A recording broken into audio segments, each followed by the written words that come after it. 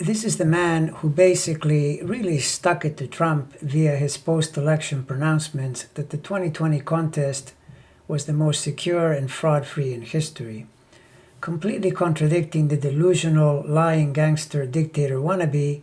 Wasn't a great idea if he wanted to keep his job. Trump fired him after only a few days following the statements. But Chris Krebs sure performed a great and very patriotic service for the portion of the US population that embodies at least some sanity and decency. Krebs is actually a Republican, and in his younger years, he worked for the George W. Bush administration in the Department of Homeland Security. Then, Trump appointed him to DHS in charge of cybersecurity in 2018, and he took his job very seriously, striving to ensure that the 2020 election would be safe from any kind of foreign interference or attack, as well as domestic fraud. When he achieved this very task, and seeing that Trump was falsely claiming there was fraud all over the place, as he says, Krebs chose to sacrifice his job by telling all Americans and the world that the election had been as tight as a drum, totally secure and squeaky clean. This enraged Mr. Make It All Up As I Go Along, and he got fired by way of a tweet. You know, the courageous way Trump likes to dismiss those who disagree with him.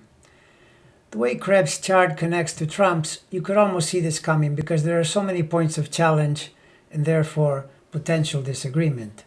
The T-square in his chart, formed by Sun, Uranus, and Pluto, is likely what drives him toward mastery of cybersecurity, but it also plows into Trump's Pluto in a very uncomfortable way. His Sun, opposite Trump's Pluto, for a power standoff and a solar force challenging a wannabe fascist. If that isn't clear enough, Saturn conjunct Trump's Pluto to censor, rebuke, and restrain, and Uranus squaring it to rebel against the dictator. Mars opposing Trump's 12th house Saturn-Venus to challenge his underhanded criminality, which Krebs has probably always sensed due to this aspect. Venus in square to Trump's Moon and Sun from Trump's 8th house to challenge the core of his game, from a house that is very uncomfortable. Venus here represents Krebs' values, especially Piscean humanitarian values that clash with Trump's laissez-faire, self-serving criminality. The Krebs Jupiter is elevated in Trump's chart, so the Orange Menace probably felt a level of admiration and respect early on, but even that was doomed to conflict because that Jupiter also squares his Mars. Krebs' own Pluto is conjunct Trump's Jupiter, and this would mean he would be monitoring and policing Trump's excesses in communication and in action, and probably feel strong urges to find ways to destroy him, which it looks like in a way he eventually did.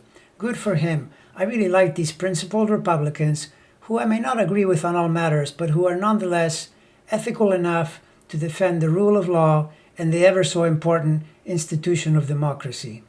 His T-square was pummeled by Uranus this year.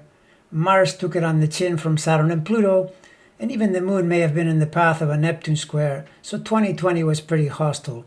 But it will be better enough next year that I hope Joe Biden gives him back his job, or really any job that will constitute some kind of revenge for the way Trump fired this very competent and principled civil servant.